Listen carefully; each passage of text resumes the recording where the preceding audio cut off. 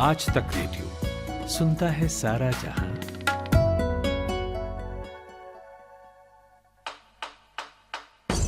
नायक और खलनायक, विद्वान और महारथी, कला के ऐसे सितारे जो अब भी आसमान में चमकते हैं, और ऐसी हस्तियां जो इतिहास में अमर है। उजले व्यक्तित्व के धनी भी और स्याह पहलुओं के लोग भी। ये वो लोग जो मशहूर हैं। ये है नामी गिरामी।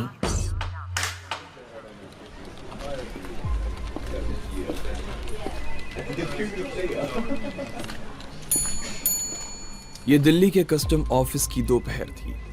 एक प्राइवेट जेट पिट्स S2A को भारत लाने की अनुमति दी जा रही थी। इस विमान का इंतजार कोई पूंजीपति या मंत्री नहीं कर रहा था, बल्कि दिल्ली स्थित विश्वायतन योग आश्रम के गुरु कर रहे थे। ये पकड़िए, पिट्स S2A की क्लियरेंस रिपोर्ट है ये। इसे विश्वायतन योगाश्रम भिजवा दीजिए। जी सर, ठीक है। इस खबर के तुरंत बाद ही प्रधानमंत्री आवास की घंटी बजी। हेलो इंदिरा, बाबा बोल रहा हूँ। बाबा प्रणाम। संजय से कहिएगा पिट्स S2A की परमिशन हो गई है, और हाँ, सफदरजंग पर ही विमान लगाने की व्यवस्था करवाइए। ठीक है बाबा, मैं करवाती हूँ। इस कॉल के कुछ दिनों बाद ही विमान पिट्स S2A सफदरजंग हवाई अड्डे पर खड़ा था। अब बारी से उड़ाने की थी। जिम्मा उठाया इंदिरा के छोटे बेटे और कांग्रेस सांसद संजय गांधी ने। वो इसकी उड़ान को साध लेना चाहते थे, लेकिन नियति को कुछ और ही मंजूर था। 23 जून 1980। बाकी दिनों की तरह उस रोज भी संजय पिट्स जहाज को उड़ाने वाले थे। साथ में सांसद माधवराव सिंधिया को बैठना था, मगर खराब सेहत के चलते उनका प्लान रद्द हो गया। संजय दिल्ली फ्लाइंग क्लब के पूर्व इंस्ट्रक्टर सुभाष सक्सेना के घर पहुंचे और उन्हें अपने साथ चलने को कहा। सुबह 7:58 पर प्लेन ने टेक ऑफ किया। अभी कुछ ही मिनट गुजरे थे कि सुभाष सक्सेना घबरा गए। संजय ने नियमों को ताक पे रखते हुए प्लेन को रिहायशी इलाके के ऊपर उड़ाना शुरू कर दिया और कलाबाजी दिखाने लग गए। तभी एक अनहोनी घटी। विमान के इंजन ने काम करना बंद कर दिया और वो लहराता हुआ नीचे जमीन पर जा गिरा। परखच्चे उड़ गए थे। पास में खून से लथपथ संजय की लाश पड़ी थी।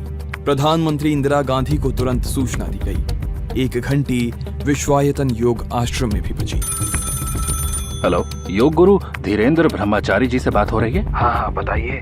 जी, संजय गांधी जी की दुर्घटना में मौत हो गई। वो आपके जहाज की ही सवारी कर रहे थे। क्या? नमस्कार, मेरा नाम सूरज कुमार है। नामी गिरामी में आज कहानी भारत के सबसे बड़े गॉडमैन धीरेन्द्र ब्रह्मचारी की, जिनकी जिंदगी रहस्य और ग्लैमर से लिपटी थी। सियासत ने जिनकी राह में कालीन बिछा दिए और एक वक्त जिनके बारे में माना जाता था कि उनकी इच्छा PMO के आदेश में बदल जाती थी। तपबल शंभु करई संघारा। तपस्या के बल से जब सृष्टि खत्म होती है तो शंकर इसको संहार करता है, अर्थात एकदम से खत्म कर देता है। किसी को विनाश करने के लिए भी ताकत चाहिए, ऐसे नहीं है कि बिना ताकत के खत्म हो जाए। बिहार को बंगाल प्रांत से अलग हुए 24 बरस हो चले थे, लेकिन मधुबनी जिले को दरभंगा से अलग होने में अभी समय था। इसी मधुबनी के घर में उस दिन विलाप हो रहा था। 12 साल का बेटा धीरेन्द्र घर छोड़कर कहीं अचानक चला गया। माँ का रो रो कर बुरा हाल था और पिता ने भी थाने में रपट लिखवा दी थी। उधर धीरेन्द्र लखनऊ पहुंच गए थे। भटकते भटकते वो गोपाल खेड़ा आश्रम पहुंचे। यहाँ योग की शिक्षा दी जाती थी। ये धीरेन्द्र की योग से पहली मुठभेड़ थी। उन्होंने महर्षि कार्तिकेय से योग की शिक्षा लेनी शुरू की। 5 से 10 बरस में उन्होंने योग साथ लिया। कुछ न कुछ नया सीखने की धुन में धीरेन्द्र ने तंत्र विद्या का रुख भी किया। मेहनती वो थे ही, जल्द ही योग और तंत्र में निपुण हो गए। उन्होंने अपना नाम रखा धीरेन्द्र ब्रह्मचारी। धीरेन्द्र एक जगह नहीं टिकते थे, लगातार घूमते थे। भारत घूमने लगे और जगह जगह जाकर योग की शिक्षा देने लगे। इसी सिलसिले में वो एक बार जम्मू पहुंचे। योग की क्लास खत्म हुई तो घूमते घूमते पास के शिकारगढ़ चले गए। देखा कि एक बंगले के बाहर पहरेदारी ज्यादा है। लोगों से पता किया तो मालूम चला कि प्रधानमंत्री नेहरू की बेटी इंदिरा ठहरी है। उन्होंने तुरंत दरवाजे पर पहुंचकर कहा, मुझे इंदिरा से मिलना है। क्या काम है? इंदिरा के एक सहयोगी ने पूछा। मेरा नाम धीरेन्द्र ब्रह्मचारी है, मैं योग सिखाता हूं। अगर हाँ ठीक है, जाओ बाद में आना। इससे पहले कि निराश होकर धीरेन्द्र लौटते, उन्हें इंदिरा ने दूर से देख लिया। जब धीरेन्द्र मकान से बाहर गए, तब इंदिरा ने अपने सहयोगी से उनके बारे में पूछताछ की। इंदिरा के मन में थोड़ी दिलचस्पी जागी तो कहा, कल स्वामी को बुलवा लीजिए। अगले रोज धीरेन्द्र और इंदिरा आमने सामने थे। बातें बनाने में माहिर धीरेन्द्र ब्रह्मचारी ने इंदिरा और पंडित नेहरू को योग सिखाने की इच्छा जाहिर की। 1958 की एक सुबह हो रही ये सामान्य सी बातचीत भविष्य की अहम घटनाओं की भूमिका भर थी।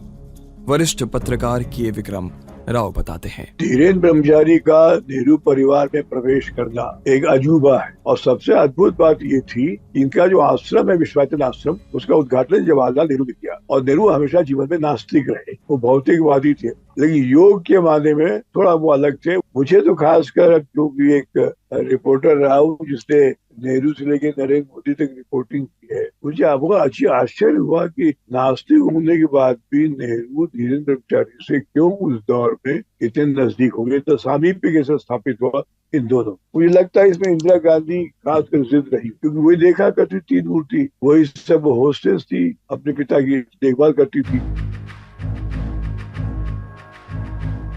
इंदिरा गांधी और धीरेन्द्र की नजदीकियां बढ़ने लगी। प्रधानमंत्री नेहरू और इंदिरा के साथ काम कर चुके वरिष्ठ वकील जनक राज राय का कहना था कि इंदिरा से मिलने के लिए धीरेन्द्र को किसी के इजाजत की जरूरत नहीं थी। इंदिरा और सरकार की सहायता से उन्होंने सफदरजंग रोड के पास एक आश्रम भी खोल लिया। इसे सरकारी फंड से सहायता दी जाती। 3-4 सालों तक ये सिलसिला चलता रहा, मगर 1963 में एक सरकारी लेटर आश्रम पहुंचा। केंद्रीय मंत्री डॉक्टर KL श्रीमाली ने आश्रम को सरकारी ग्रांट देने से इनकार कर दिया। धीरेन्द्र ने जब कारण पूछा तो जवाब आया कि उन्हें अपने खाते का ऑडिट जमा करना होगा। धीरेन्द्र का साफ कहना था, उन्होंने ना आज तक ऑडिट जमा की थी और ना ही अब करने वाले थे। उन्होंने तुरंत इंदिरा का रुख किया और सारी बातें बताई। तब इंदिरा के पास कोई सरकारी पद नहीं था, लिहाजा वो नेहरू के पास पहुंची और बोली, पप्पू, स्वामी के आश्रम का ग्रांट इस बार रिलीज नहीं किया गया है, श्रीमाली जी से बात कीजिए ना। इतना सुनना था कि नेहरू ने उसी वक्त श्रीमाली को फोन घुमा दिया, मगर बात नहीं बन पाई। श्रीमाली अड़ गए थे। बोले, नेहरू जी, जब तक स्वामी जी पिछले साल के ग्रांट का ऑडिट सबमिट नहीं करते, मैं फंड नहीं रिलीज कर सकता। नेहरू अपने मंत्री के सामने बेबस महसूस कर रहे थे। इंदिरा की ओर देखकर वो बोले, स्वामी जी को बोलो ऑडिट करा लें। इंदिरा ने वही बात दोहराई जो धीरेन्द्र ने कही थी। नेहरू बिफर गए और बोले, तो क्या करूं, श्रीमाली को हटा दूं क्या? स्वामी ऑडिट रिपोर्ट जमा क्यों नहीं करते हैं? बात कायदे की थी। इंदिरा झिप गई। वो लाचार महसूस कर रही थी। ये सारा वाकया धीरेन्द्र ब्रह्मचारी को कह सुनाया, मगर धीरेन्द्र ने तय किया था कि वो ऑडिट नहीं कराएंगे। दोनों पक्षों का जिद पर अड़ना था। 100 साल आश्रम को फंड नहीं मिला, लेकिन अभी वक्त को धीरेन्द्र पर मेहरबान होना था। इंदिरा के प्रधानमंत्री बनने के बाद उनके लिए सरकार बिछ गई। के विक्रम राव, उन्होंने सीधे इंदिरा गांधी से संपर्क किया और वो इतना नजदीकी का संपर्क था जिसके बारे में ओम मथाई साहब केरला के थे, जो जवाहरलाल नेहरू के PS थे, 24 घंटे देखते थे क्या हो रहा है और तीन मूर्ति बहुत रहते थे। ब्रह्मचारी ने खुद लिखा है धीरेन्द्र ब्रह्मचारी के बारे में कि वो इंदिरा गांधी के कितने नजदीक है। एक चैप्टर उसमें था शी करके, बाद में इंदिरा गांधी के आग्रह पे वो चैप्टर हटा दिया मथाई साहब ने, नहीं छपा, ब्लैंक पेपर छोड़ दिया गया। बताते हैं कि वो शी के बारे में धीरेन्द्र ब्रह्मचारी से इंदिरा गांधी के रिश्ते के बारे में पता मथाई ने साफ। लेकिन धीरेन्द्र ब्रह्मचारी के एक आश्चर्य हुआ एक रिपोर्टर के नाते, किस आदमी का राजकाज में इतना हस्तक्षेप कैसे हुआ? 1965 में इंदिरा के सत्ता संभालते ही धीरेन्द्र ब्रह्मचारी की ताकत में जबरदस्त इजाफा हुआ। ग्रांट तो बरस ही रही थी। फ्रांस, अमेरिका, नेपाल, इंग्लैंड, हर तरफ धीरेन्द्र की पैठ बढ़ने लगी। मर्सिडीज से लेकर प्राइवेट जेट तक धीरेन्द्र के लिए विदेशों से इंपोर्ट होने लगे। वो इन महंगी चीजों को तोहफा बताते, लिहाजा कस्टम ड्यूटी से छूट मिल जाती। कुछ ही सालों में धीरेन्द्र का प्रभाव इतना बढ़ गया कि उनके घर पर काबीना मंत्रियों का तांता लगने लगा। धीरेन्द्र ब्रह्मचारी का दावा था कि मोरारजी देसाई, जयप्रकाश नारायण, जगजीवन राम जैसे दिग्गज नेता उनसे योग की शिक्षा लेते थे, मगर इंद्र कुमार गुजराल को धीरेंद्र का आचरण खटक रहा था। वो हमेशा उनसे कटे कटे रहते। इसका जिक्र उन्होंने अपनी आत्मकथा मैटर्स ऑफ डिस्क्रिप्शन में भी किया है। ये बात तब की है जब गुजराल निर्माण और आवास राज्य मंत्री का पदभार संभाल रहे थे। एक दिन उनके पास धीरेंद्र ब्रह्मचारी का फोन आया। उन्होंने गुजराल को गोल डाक खाने के पास की सरकारी जमीन आश्रम के नाम ट्रांसफर करने को कहा। गुजराल तब ज्यादा कुछ नहीं बोले और फोन रख दिया। गुजराल धीरेंद्र को किसी कीमत पर सरकारी जमीन नहीं देना चाहते थे। फाइल आगे नहीं बढ़ी। दिन गुजरते गए। आश्रम का काम अटका पड़ा रहा। आखिरकार जब धीरेंद्र के सब्र का बांध टूटा तो उन्होंने गुजराल को फोन किया और धमकाते हुए बोले, अगर तुमने मेरा काम नहीं किया तुम्हें डिमोट करवा दूंगा। गुजराल ने धीरेंद्र की बातों पर कान नहीं दिया, मगर हफ्ते भर बाद हुई एक मीटिंग ने उनके पांव तले से जमीन खिसका दी। उमाशंकर दीक्षित को कैबिनेट मंत्री बनाकर इंद्र कुमार गुजराल के ऊपर बैठा दिया गया। फैसले के अगले दिन गुजराल इंदिरा से मिलने पहुंचे और धीरेंद्र की पूरी कहानी सुनाई, मगर इंदिरा चुप रहीं और कोई जवाब नहीं दिया। दिलचस्प बात यह रही कि उमाशंकर दीक्षित ने भी धीरेंद्र ब्रह्मचारी को वो जमीन देने से इनकार कर दिया। नतीजा ये रहा कि कुछ दिनों बाद उनका भी तबादला कर दिया गया और उनकी जगह धीरेंद्र का कहना मानने वाले मंत्री ढूंढ लिए गए। 1975 में जब इंदिरा ने इमरजेंसी लगाई तो उसमें भी धीरेंद्र ब्रह्मचारी का बहुत बड़ा हाथ था, जिसका खुलासा इमरजेंसी के बाद बैठाई गई शाह आयोग की रिपोर्ट में हुआ था। के विक्रम राव।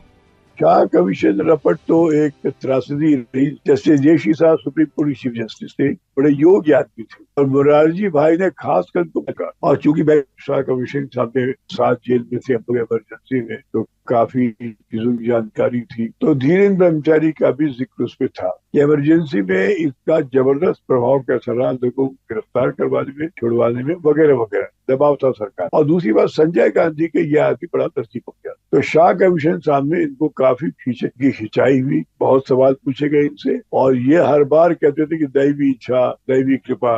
अब दैवी कृपा दोगे हर हिंदू मानेगा, लेकिन प्रमाण क्या था? कोई भगवान आगे साक्ष्य थोड़ी दे रहे थे। मुझे याद है प्रथम ब्रह्मचारी की जो हालत थी, जैसे एक कोई क्रिमिनल खड़ा हो डिस्ट्रिक्ट कोर्ट में और उसकी क्रॉस एग्जामिनेशन हो रहा हो, खिंचाई इस तरह हुआ था। दिल्ली, जम्मू, बिहार समेत कई राज्यों में आश्रम को एक के बाद एक जमीनें मिल रही थी। इंदिरा के कारण धीरेंद्र पर कोई उंगली भी नहीं उठा रहा था। खास करके जम्मू और उसके आसपास के इलाकों में धीरेंद्र की पकड़ मजबूत होने लगी थी।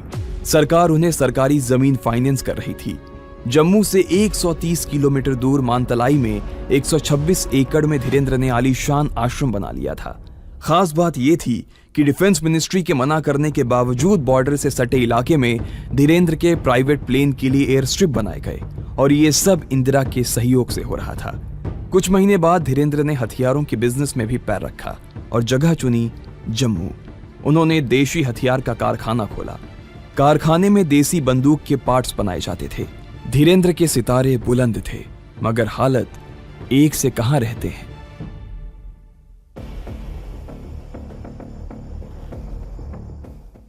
धीरेंद्र ब्रह्मचारी के खिलाफ मानतलाई पुलिस थाने में एफआईआर दर्ज हुई। लोगों ने उन पर उनकी जमीन हड़पने का आरोप लगाया।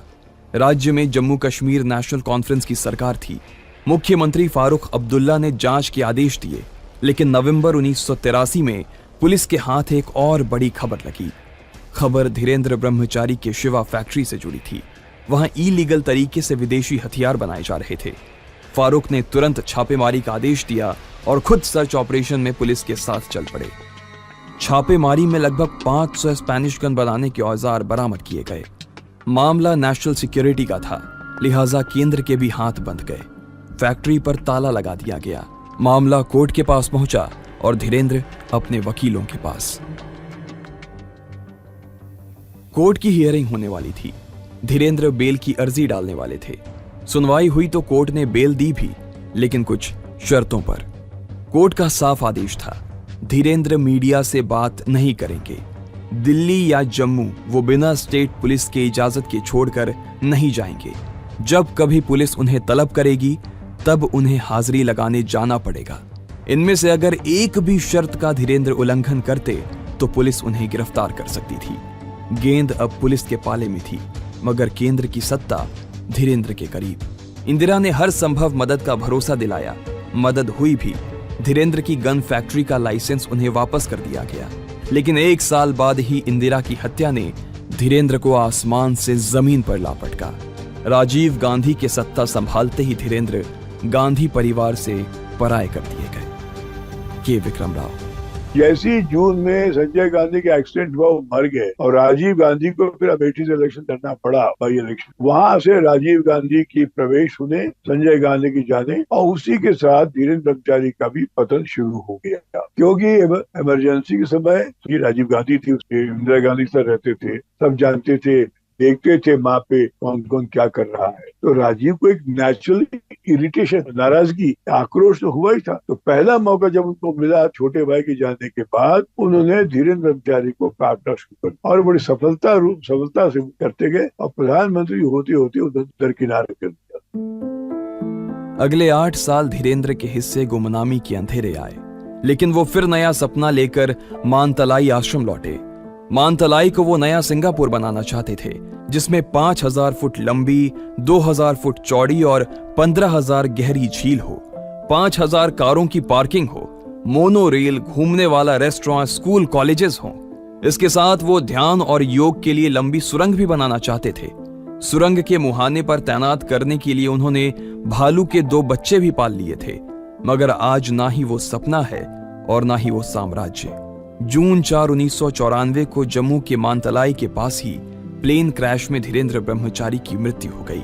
कहते हैं कि वो प्लेन वो खुद उड़ा रहे थे, हालांकि पुष्टि हो नहीं पाई। मानतलाई आश्रम आज बेहाल है। हवाई पट्टी, वॉच टावर, सब कुछ कबाड़ बन चुका है। जहां हर वक्त उनके भक्तों का तांता लगा रहता था, वो जगह अब वीरान है। जम्मू के गांधी नगर स्थित उनके अपर्णा आश्रम का सरकार ने अधिग्रहण कर लिया है। वहां अब फूड क्राफ्ट इंस्टीट्यूट है। हरियाणा का आश्रम जमीन के झगड़े में फंसा है। दिल्ली का आश्रम Morarji Desai national institute of yoga में बदल चुका है। हर राजनीतिक दौर में किसी न किसी स्वामी का अभ्युदय होता है। धीरेंद्र ब्रह्मचारी का भी हुआ। उन्होंने सत्ता को वैसे ही चलाना चाहा जैसे रूस में रासपुतिन ने। नियति देखिए, उनका अंत भी ठीक वैसा ही हुआ। आपको धीरेंद्र ब्रह्मचारी की कहानी कैसी लगी बताइएगा। पता है radio@aajtak.com। अगर आप किसी ऑडियो प्लेटफॉर्म पर इसे सुन रहे हैं तो हमें वहां भी रेट कर सकते हैं, कमेंट करके अपनी प्रतिक्रिया भी दे सकते हैं। इस एपिसोड के लिए साउंड का जिम्मा संभाला था सचिन द्विवेदी ने। मेरा नाम सूरज कुमार है। इजाजत चाहेंगे। शुक्रिया।